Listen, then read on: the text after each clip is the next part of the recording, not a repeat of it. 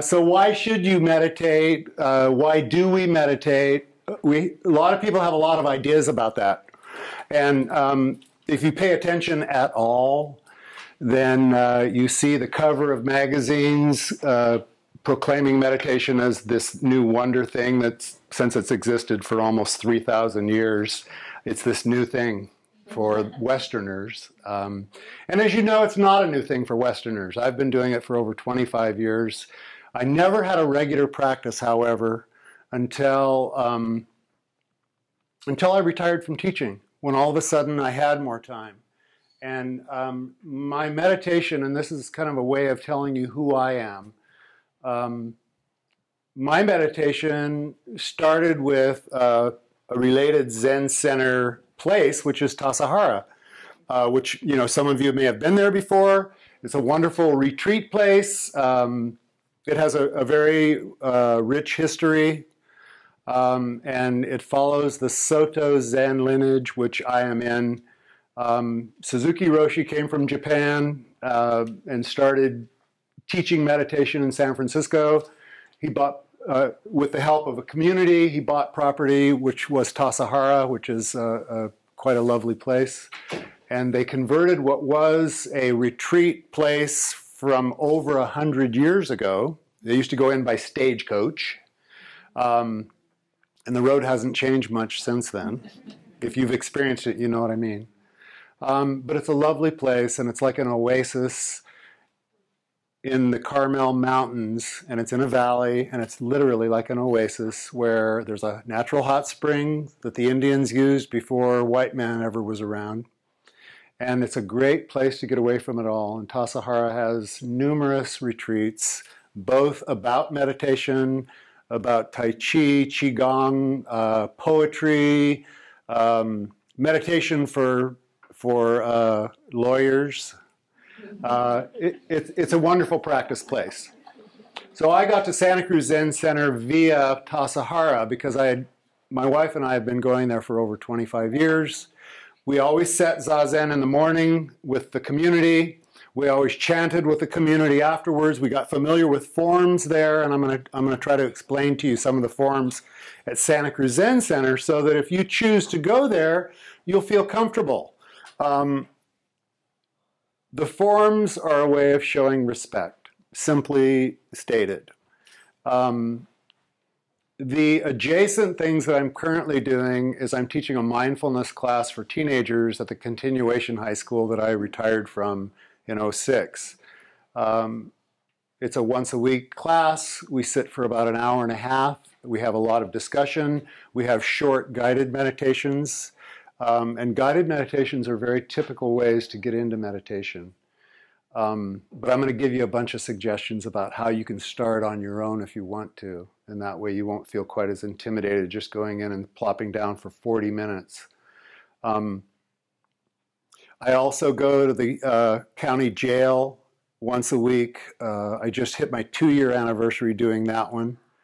And this is with a Vipassana group. It's not with a Zen center. It's a separate Buddhist group. And I was asked to join them because they knew my history with teaching teenagers and being involved with the Zen center. So I got invited, and I was very happy. And just this April, I hit 2 years doing that program.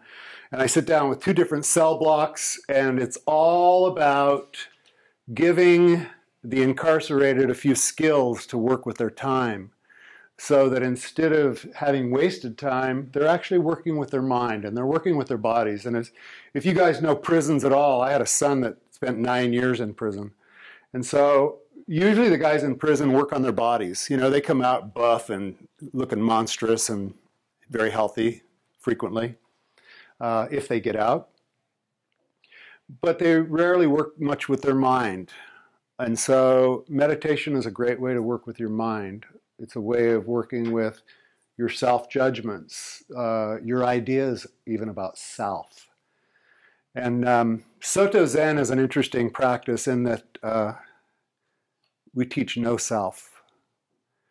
And so it's a real shift in the way we think. It's a shift in the focus that we give to people that we meet. It's a lot about mindfulness, and being present. And that's really what meditation is. It's mindfulness and being present. And being present means not going to the past, which is, as you know, what we always do. You know, what happened just a week ago that's affecting me today? You know, and is it irritating, or was it pleasure, or whatever it was? And it could be neutral, but it could be just your memories coming up. And then we also go to the future all the time, don't we? If we're a working person, and like I said, I retired in '06, and I'm busier now than I was when I was teaching, believe it or not. But I'm busy exercising, I'm busy teaching still, and I'm teaching things that I didn't teach before. And so it's helping me to feel vital. It's helping me to feel like I'm helpful. It's helping me to do my Buddhist practice. For the last 6 years, every Friday, I cook for the Homeless Garden and the River Street Shelter. And this is a Zen Center project. And so every Friday, we cook a big soup. And this is just another part of practice. So for me, meditation was like the first thing that I called practice. And then as I practiced more and more, I realized that there are all these forms of practice that I didn't realize that I could label practice and that I could learn from and that I could become more mindful about. Our abbot died about 2 years ago. And we were she was in her 80s. She had been practicing for about 40 years. And one of the teachings that she would give us regularly was about your body and about working with your mind. And so she made practice more complete in that she brought to our attention, when you do the dishes at home, this mundane task, can you pick up every cup and every saucer and every utensil, and can you be mindful how you handle it and how you clean it and how you place it down? And so my practice, this was maybe 5 years ago, 6 years ago, my practice started kind of turning into, oh gosh, there's a lot here. This is kind of a moment-to-moment thing all the time. My wife and I are a blended family, and we raised 5 kids. And lived off the grid on an organic farm up the coast. And now we live right next door to the Zen Center. And it's mostly because we unlock the place 5 days a week at 5:15 in the morning. And so my role there now is Eno, which is in charge of making sure that all the positions are filled. We have a doan that rings the bell and marks the time for meditation, rings the bell again to mark the ending of meditation, rings another bell and announces chants that we do. And I brought a chant book actually because I was going to refer to it. So there are all these little roles that we have at the Zen Center. And the Eno's position is to not only unlock the Zendo in the morning, but also to light a couple of candles, to make sure that all the roles are filled. We have what's called a fukudo, which plays a big hollow drum. It's called a fish drum, the makugyo. And he sets the pace of the chants. And we do the Heart Sutra every day of the week. We do it in English on Monday, Wednesday, and Friday, and we do it in Japanese on Thursday and Tuesday. And so the makugyo sets the pace of the chant and keeps this rhythm going. And so we chant together every morning, and we do bows together every morning. And we do other chants also. So I'm not going to elaborate very much on that, but I want you to know that so that if you ever show up at the Zen Center and the Eno doesn't catch you before you go in, which is another part of my job. If I see a face that I don't recognize, I pull them aside real quick and find out what they know and what they don't know. And I want them to be comfortable. I want them to know enough, and I want you to know enough that you don't feel intimidated to go somewhere and to go sit facing a wall for 40 minutes and feel like, oh my God, what did I get into? You know, why am I here? So practitioners that go all the time to the Zen Center, and that by all the time, it could be daily, it could be 3 days a week, it could be 2 days a week, it could be 1 day a week. The myriad of types of approaches that people have to practice is really, really interesting, and it's mostly about your own schedule, your own degree of interest. There's this aspect to practice that's kind of an interesting thing to bring up, and it's called striving.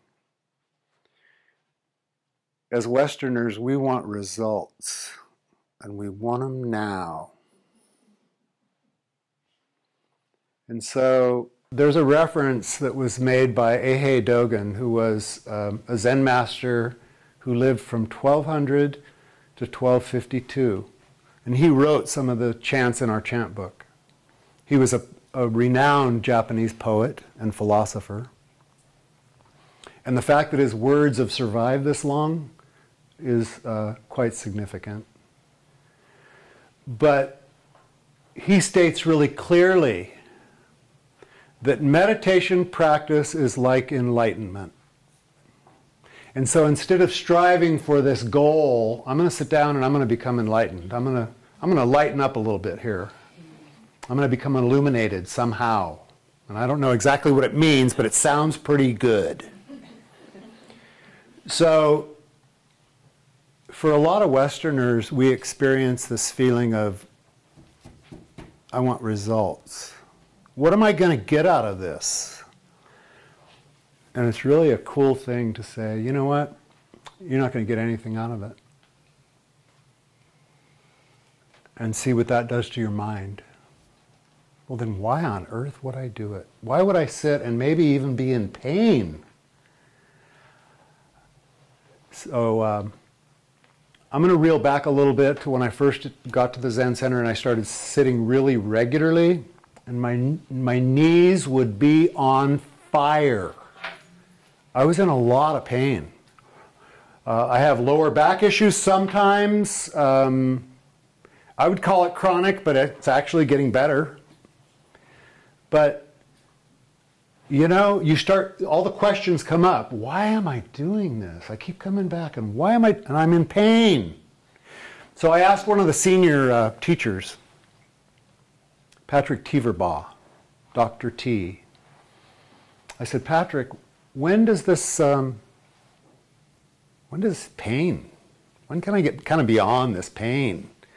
And he said, oh, that doesn't change that much. You know, and at first those words were very discouraging to me. I don't like pain that much. Some people like it a lot, but I don't like it that much. And so, you know, I had to keep rethinking. And I had to separate myself from that kind of striving attitude of, what am I going to get? What am I going to get?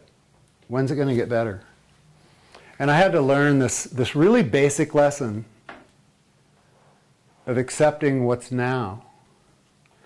Try to imagine, if you will, bad things come our way through causes and conditions. Some people call that karma. So the causes and conditions of our life shape and form our life, and I watched this with one of our boys, the one that went to jail. I watched his causes and conditions from his early childhood. He is carrying today, and he's in his mid-30s. But it is so crystal clear to me that the causes and conditions of his first year of life, when he was adopted as an infant, he was malnourished. His mom wouldn't pick him up off the cement floor. They wouldn't change his diaper. Do you call that abuse? You bet you do. So here was this abused kid whose first lesson in life was, I got to survive and nobody's going to help me. This is what he's carried his entire life. This is what he's still dealing with today, and huge anger issues. And for the longest time I thought, why can't I fix this kid? Boy, talk about an ego, huh? You know, why can't I just fix him? I love him. I do everything for him, you know. He had 4 parents, all of them educators, all of them fairly intelligent, and all of them very kind. And yet it didn't change his causes and conditions. So reflect that for yourself. What are your causes and conditions? What have brought you right here, right now? What are all the things that led you to now? And then can you start learning to be in the now? Drop the past, drop the future, be in the now. So this is what I'm working with the teenagers at Costanoa High School, with two different cell blocks at the county jail. Can we be here now? Can we just work on right now? Can we be quiet and still for a little while? Can we listen to that voice inside? The Japanese have a character. The character for heart is the exact same character for mind. Americans think that the mind is here. The Japanese think it's here. Where is the mind? You know, you want to look for that one for a while? Be my guest. It's a great one to sit in meditation with. Where is this mind? And who is this that I'm listening to? Who is it? We have tons of work that we can do, you know, and a lot of it's just about your personal desire, you know, your path. Where is it taking you? Is meditation going to help you on that path to get clarity, to be more present, to be a kinder person, to be compassionate to people that have less than you do? I think it helps a lot, because the central point of being a meditator is being present. Learning, and I taught for 30 years plus, learning again to listen better, to not be ready for the next response in the conversation, but to just wholeheartedly listen. And this is a really, really super key issue with adolescents that have had a hard time. They've had teachers telling them that they're less than nothing, that they're stupid, on and on, you know, that's the story. And guess what? They buy the story. And so to get them out of that cycle of just thinking that they are who somebody else told them they are, it's a huge step. And it's not a lot different, honestly, than you and I doing a real similar thing of dropping the story of who we think we are and studying the self while you're in meditation and getting in touch with who you are. And sometimes you'll see really ugly things come up and you drop the story. You drop the judgments. It's why it's a hard practice. Imagine all the baggage that we carry. Imagine all of the self-criticism that you have ever heard you say to yourself. We all know this one, you know? It's like, as an American, we're really good at this one. It's part of our culture. And so, sitting meditation is studying the self. This goes all the way back to the Buddha. We study the self to learn the self. We learn the self to forget the self. Can I become selfless? What a concept, huh?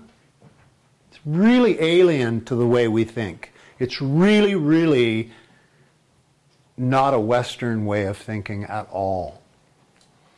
And so if you read a lot, you've probably read a lot about the benefits of meditation.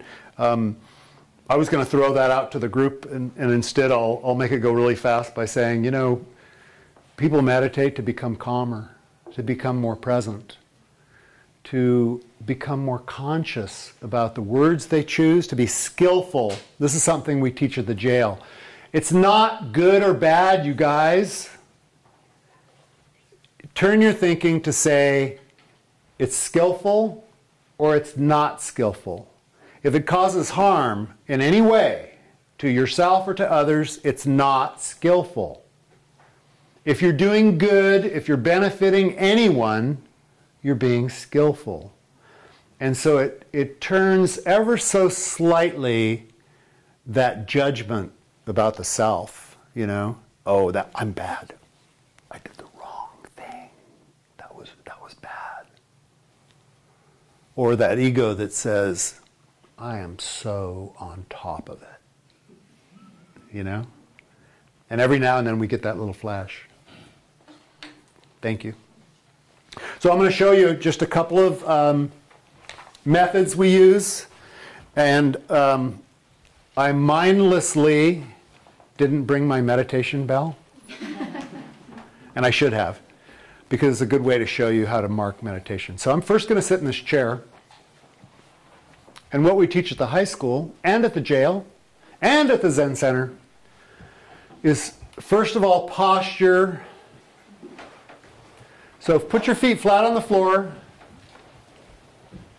Put your hands wherever they're comfortable, usually on your lap, and we could use a mudra if we wanted to. This is called a cosmic mudra. This has been used since Buddha's time. And so your hands should be comfortable, and your thumb should meet about where your navel is. You should be in an alignment that your nose would be right above your navel. Your back should be straight. And in fact, usually when you do chair meditation, you're not leaning back against your chair. You're actually just slightly away from the back of the chair, unless you have back issues, in which case you might put a cushion back there for additional support. You might just lean back on the chair. How about if we drop our judgments on that one? So it's more about you settling, getting your body in a comfortable state so that your mind can get in a comfortable state too. So if I were sitting on a cushion,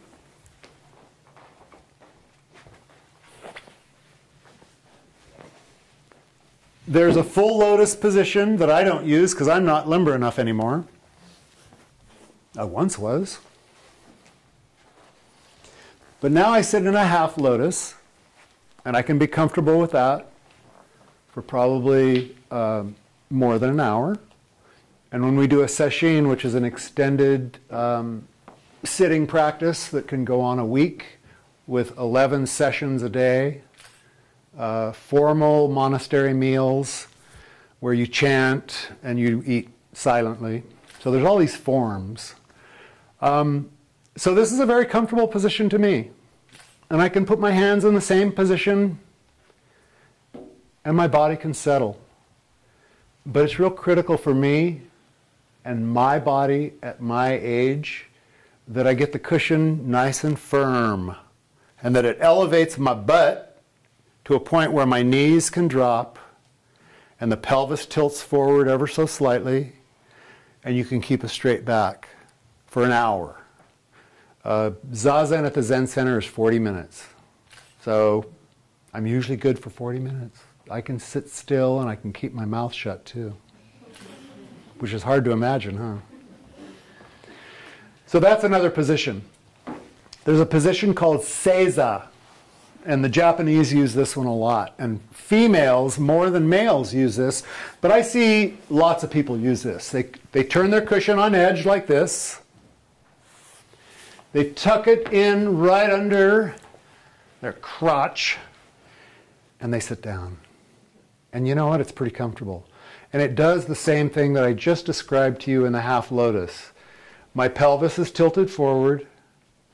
My knees are dropped to the floor. I can put my hands in the same position if I want to. When I'm instructing the guys at the jail, I usually have them put their hands on their lap because we're always on a chair. So, again, you can be comfortable. I taught an intro to Zen class yesterday at the Zen Center, and I'm covering the same kind of stuff. And so questions came up about, what if I wiggle or move during meditation? Is that terrible or what? I said, you know what? If your leg falls asleep, you're not going to want to get up for meditation with a dead leg, or you'll really be embarrassed, right? So, if it's essential that you move, and we currently have a head teacher that's exceedingly understanding, even though he's well practiced and well disciplined, he understands the aging body. And he says, you know what, if you had to get up for meditation, you could bow to your cushion. You could stand right next to the tan. And this is the same, this is a position we use in walking meditation. And you could just stand there and you could meditate standing up. So sitting, standing, lying down, meditation can be done in a lot of ways. I think I'm probably pretty much out of time, right, you guys? Okay. So let me entertain questions if you have them, and I'll try to really briefly give you some forms in entering the Zendo, so that if you come up to Santa Cruz Zen Center or you go to any Zen center, you can feel comfortable knowing that when you walk through the door, before you walk through the door, you drop your shoes, and there's a shoe rack. Probably all of you know that. You bow as you come through the door. You go find a cushion that's free. You bow to the cushion. You bow to the room. It's all about respect. And then you take your seat and you swivel around and you face the wall. I had some hilarious comments about that the other day. So let me entertain some questions if you would like to ask anything. Is it always 40 minutes? At the Zen Center, there are always 40 minutes. Kinhin, which is walking meditation, is 10 minutes. Every Wednesday night we have a Dharma lecture, and there's various teachers that give lectures. Anyone that's been a former head student, like myself, can be asked to give lectures, on the Dharma. And so when we see a new face come into the Zendo for a lecture, and it's right after the evening sit, which is 5:45. So a 40-minute sit, a 10-minute Kinhin, walking meditation, which is essentially very, very slow, mindful walking. Okay? After 10 minutes of walking meditation, then we have a lecture. And so when we see a new face in the crowd, we hand them a chant card, because there's a real brief little chant before the lecture and a brief little chant after the lecture. And again, we want people to feel comfortable when they come in. If I saw a new person come in and they were going to sit Zazen and I didn't know that they had ever sat before, as Eno, I would ask them if they need any help, either finding a seat. When you're in the Zen Center, after the seat, there's always chanting afterwards. People that aren't familiar would not know to reach under the cushion and pull out a chant book. And so there's always somebody there that will show you where it is, show you the place in the chant book, to support you and to make you feel more comfortable. It's all about being kind. It's all about paying attention. And so people that are around you will do exactly that. They'll pay attention to you because, oh look, it's a new face. 5:30 in the morning, it's a new face, And so I'm always impressed when people just show up. And I want to support them, and I want them to be comfortable. So that's really important. So the sits are always 40 minutes. It might be worth mentioning that you have an evening sit as well. For folks During the week, during the week we have a 5:45 in the morning, and you should always get there early, because 5:45 is when it actually starts, and you want to be in the Zendo, in your seat before it starts. We have a noon sit, and we have a 5:45 in the evening sit. Thank you. And that's 5 days a week, and then there's also a sit on the weekend, but there's not the 3 sits on the weekend. So I know for a lot of people, they're not comfortable doing that early morning thing. I've done it for years and years and years, and I like that as a way to start my day. And actually, I have coffee before I do that, because I really want to be awake. I don't want to sit there feeling like I'm sleepy and nodding, and the only downside of that is I might have to go to the bathroom. I've got enough self-control that that's okay. Yes? Can someone just come in and try it, or do you have to? Absolutely.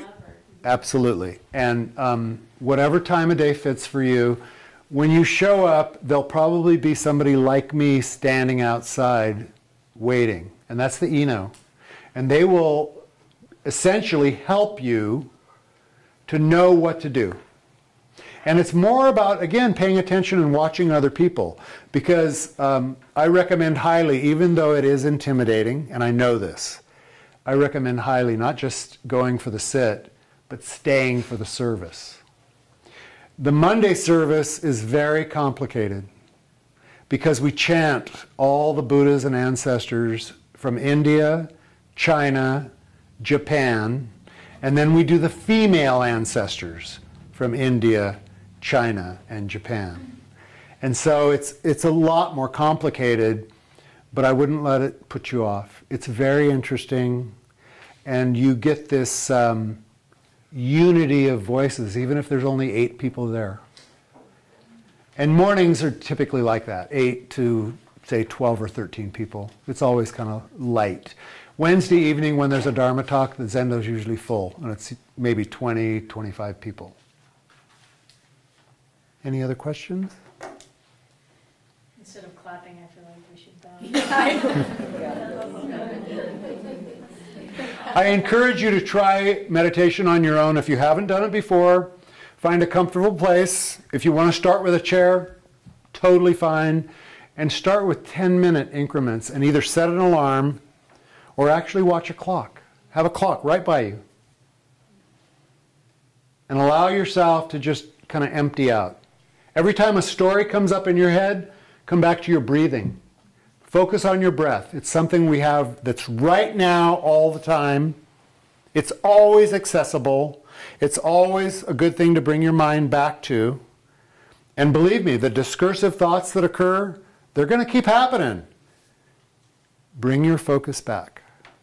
Bring it back. You're training your mind. Oh, I don't have to let it go off.